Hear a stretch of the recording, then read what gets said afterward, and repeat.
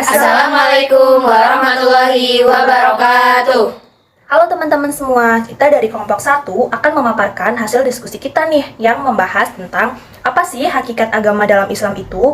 Sebelumnya aku mau kenalin nih siapa aja anggota kelompok 1. Halo semuanya, perkenalkan nama saya Inaka Maulida, NIM I1B022017. Aku Duyara Ulfia, NIM I1B022031. Aku Dianisa Rahmawati, NIM I1B022059. Aku Kailari Hardini Bawani, NIM I1B022091. Aku Rosa Suzeti, NIM I1B022067. Nah, di bab pertama ini, yaitu tentang hakikat agama dalam Islam, kita akan membahas beberapa topik, yaitu yang pertama ada pengertian agama, klasifikasi agama, fungsi agama, kebutuhan manusia terhadap agama, dan yang terakhir adalah Islam dinul haq. Oke, yang pertama adalah pengertian agama. Pengertian agama secara etimologis, agama secara lugawi berasal dari bahasa Sanskerta yang memiliki beberapa makna. Yang pertama yaitu a yang bermakna tidak dan gamma yang artinya kacau. Sehingga agama ini dapat diartikan sebagai tidak kacau atau teratur. Yang kedua yaitu a berarti tidak dan gam yang maknanya pergi. Dapat diartikan agama tetap, tidak pergi, tidak putus, atau tidak hilang. Yang selanjutnya adalah agama secara padanan dalam bahasa asing. Yang pertama ada Inggris yaitu religi dan religion. Yang kedua ada Prancis yaitu la religion.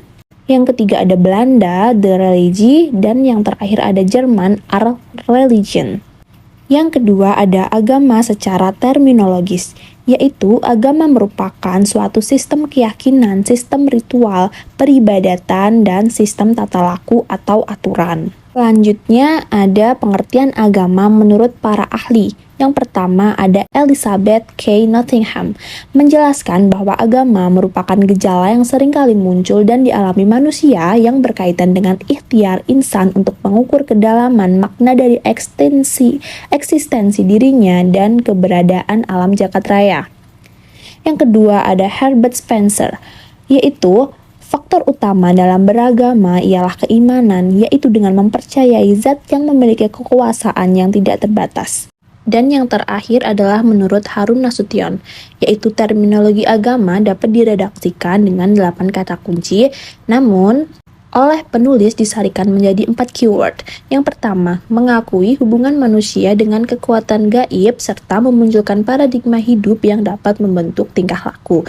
Yang kedua, pengakuan pada suatu sumber yang berada di luar diri manusia. Yang ketiga, kebaktian terhadap kekuatan gaib yang berada di alam jagat raya. Dan yang keempat adalah ajaran yang diwahyukan Tuhan kepada manusia melalui utusan-utusannya, yaitu para nabi dan rasul. Klasifikasi agama. Agama dapat diklasifikasikan menjadi 4 bentuk. Yang pertama, agama dari segi rasial dan geografikal. Di antaranya A. Semitik. Semitik terdiri dari agama Yahudi, Nasrani, dan Islam. B. Arya, yang terdiri dari Hinduisme, Zoroastrianisme, Sikhisme, dan Jainisme. C. Mongolian. Mongolian terdiri dari non-Semitik Mongolian dan perpaduan antara Mongolian dan Arya.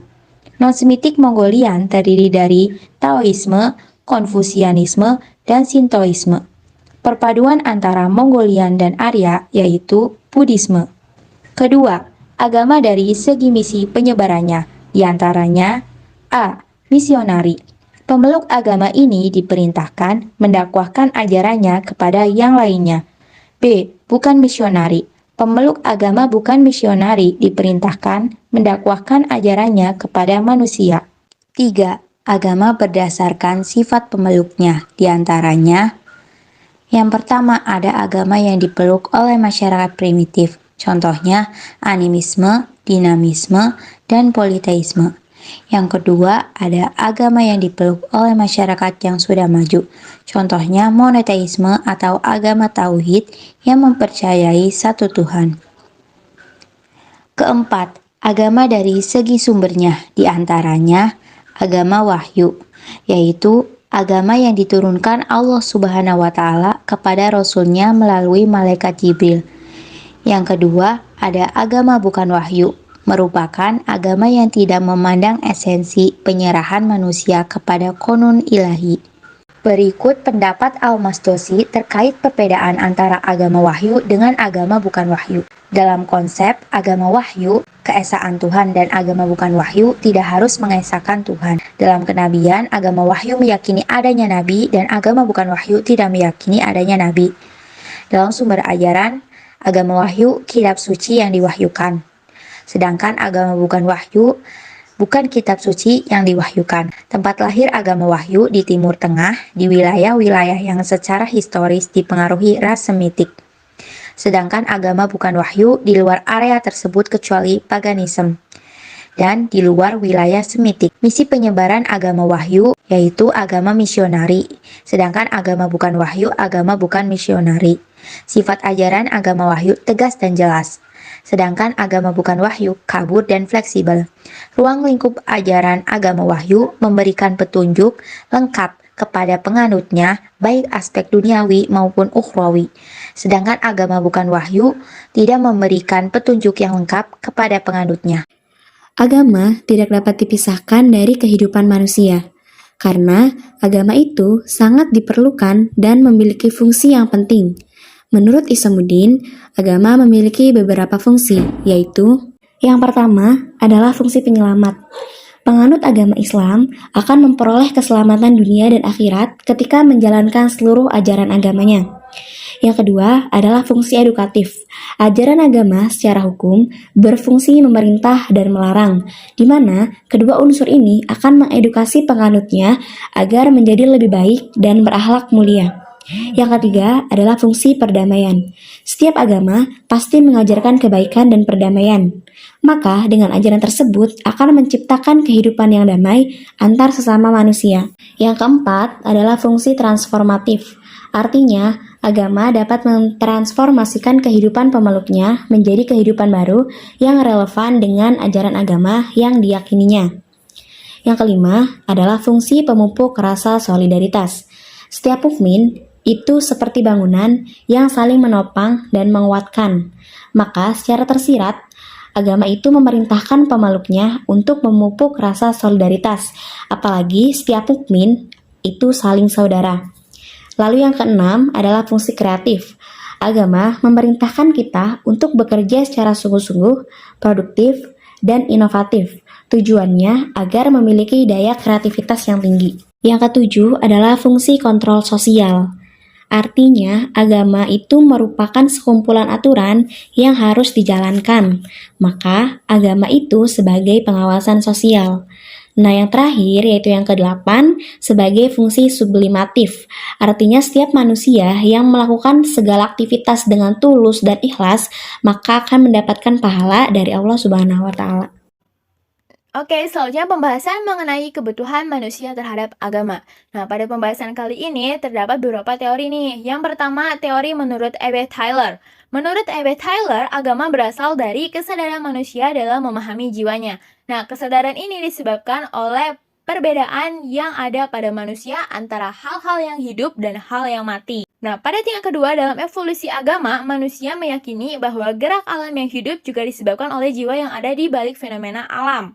Sedangkan pada tingkat selanjutnya, bersamaan dengan munculnya susunan kenegaraan dalam masyarakat nih, muncul juga kepercayaan bahwa alam dewa juga hidup dalam suatu susunan kenegaraan. Teori kedua, menurut R.R. Marett. Beliau beranggapan terhadap anggapan Tyler tentang kesadaran manusia terhadap jiwanya, mengajukan asumsi bahwa pangkal dari segala kelakuan keagamaan ditimbulkan oleh suatu perasaan rendah terhadap gejala dan peristiwa yang dianggap luar biasa dalam kehidupan manusia. Nah, alam tempat fenomena itu muncul dianggap sebagai sumber kekuatan supernatural. Adapun kepercayaan terhadap kekuatan sakti dianggap sebagai suatu kepercayaan yang muncul sebelum mempercayai makhluk halus dan ruh. Oleh karena itu, bentuk agama yang diuraikan Marett disebut pranimisme. Teori ketiga menurut Alvan Genop dan M. Crowley. Mereka berpendapat bahwa dalam hidup manusia mengalami multikrisis yang menakutkan. Nah, dalam menghadapi masalah inilah manusia melakukan ritual yang dapat menguatkan keimanannya. Teori keempat menurut Fraser. Menurut Fraser, akal dan sistem pengetahuan digunakan oleh manusia untuk memecahkan problematika kehidupan. Akan tetapi kan akal manusia tuh terbatas ya, sehingga permasalahan yang belum ada problem solvingnya itu dipecahkan melalui ilmu gaib. Akan tetapi, pendekatan melalui ilmu gaib ini belum membuahkan hasil nih. Nah, oleh karena itu manusia mulai meyakini bahwa alam ini didiami oleh makhluk halus yang dianggap mampu memecahkan masalah tersebut. Teori kelima, menurut Ederheim, beliau berpendapat bahwa getaran jiwa dan emosi keagamaan yang berasal dari pengaruh rasa sentimen kemasyarakatan dapat mempengaruhi aktivitas keagamaan seseorang. Sentimen kemasyarakatan direpresentasikan dengan perasaan yang kompleks seperti rasa terikat, rasa bakti, rasa cinta, dan sebagainya. Nah, emosi keagamaan disebabkan oleh sentimen kemasyarakatan. Emosi keagamaan yang muncul dari rasa sentimen kemasyarakatan itu membutuhkan objek tujuan. Objek yang menjadi sasaran emosi keagamaan juga mempunyai objek yang bersifat sakral dan keramat. Teori keenam menurut Alang dan Westmith, dalam teori ini mereka mengatakan bahwa agama bersumber dari titah ilahi yang diturunkan kepada manusia. Bertolak dari keyakinan inilah mulai muncul kepercayaan kepada Dewa Pencipta. Ya walaupun kemudian bertransformasi menjadi kepercayaan kepada titah Tuhan yang asli, sampai akhirnya menjadi kepercayaan yang asli dan bersih kepada Tuhan. Nah, sedangkan menurut Abu Dinata, ini yang terakhir, itu ada 3 hal yang melatar belakangi manusia membutuhkan agama. Yang pertama adalah fitrah manusia. Dalil tentang potensi beragama yang dimiliki manusia terdapat dalam surat Al-A'raf ayat 172, bahwa manusia merupakan makhluk yang memiliki kemampuan untuk beragama. Sedangkan fitrah Allah dalam surat Ar-Rum ayat 30, maksudnya adalah manusia yang diciptakan Allah mempunyai naluri beragama. Nah, menurut C.G. Jung, makhluk yang memiliki fitrah beragama disebut dengan naturaliter religiosa. Kedua, kelemahan dan kekurangan manusia. Menurut Quraish Shihab, Allah menciptakan nafs dengan sempurna yang berfungsi menggerakkan manusia untuk melakukan kebaikan dan keburukan. Yang ketiga adalah tantangan manusia. Tantangan di sini itu baik yang bersifat internal maupun eksternal. Tantangan yang bersifat internal itu dapat berupa dorongan hawa nafsu dan godaan setan. Sedangkan tantangan yang bersifat eksternal berupa usaha manusia yang dilakukan secara sengaja yang bertujuan untuk memalingkan manusia dari Sang Pencipta. Lalu yang terakhir ada Islam Dinul Haq. Dinul Haq adalah dinul Islam yang berarti agama yang benar. Islam satu-satunya agama samawi. Jadi, Islam dikatakan sebagai satu-satunya agama samawi karena agama Yahudi dan agama Nasrani sudah tidak pure agama samawi, akan tetapi sudah melenceng jauh dari substansi ajarannya yang asli. Apa sih itu agama samawi? Agama samawi merupakan agama yang diturunkan melalui wahyu. Jadi, Al-Quran memandang bentuk asli dari agama Yahudi dan agama Nasrani dahulunya itu adalah Islam. Menurut kitab suci yang diturunkan kepada Nabi Muhammad SAW, agama yang dianut oleh seluruh nabi dan rasul itu adalah satu, yaitu agama Islam. Jadi, seperti yang kita tahu, seluruh kitab yang diterima oleh Rasulullah pastinya berisi tentang beriman kepada Allah dan hanya menyembah kepada Allah. Islam merupakan agama samawi yang diwahyukan kepada para utusannya dari generasi ke generasi untuk didakwahkan kepada seluruh manusia. Terdapat banyak ayat Al-Quran yang mendukung kebenaran pernyataan tersebut. Antara lain, Quran surat kedua ayat 130-131 dan 136. Lalu Quran surat ke-10 ayat 72, Quran surat ke-12 ayat 101, Quran surat ke-10 ayat 84, Quran surat ke-3 ayat 52, dan Quran surat ke-4 ayat 163 sampai 165. Kalian bisa melihat dan membacanya sendiri di Al-Quran. Kita sudah membahas tentang sejarah agama Yahudi dan agama Nasrani yang dahulunya adalah agama samawi. Sedangkan agama Yahudi dan agama Nasrani dalam bentuknya yang sekarang tidak dapat lagi disebut sebagai agama samawi. Akan tetapi dapat disebut dengan agama semu atau semi samawi.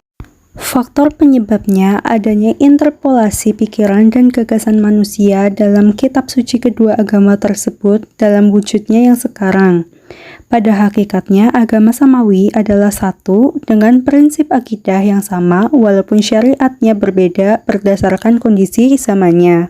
Penyebutan agama yang hak adalah Islam itu sesuai dengan makna yang terkandung dalam kata Islam. Bahkan semua makna itu menunjukkan ruh Islam yang merupakan landasan dalam mengimplementasikan ajaran-ajarannya.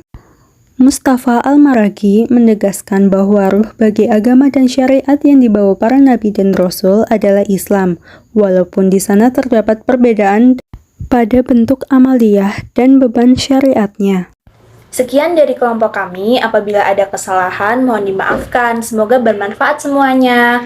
Terima kasih.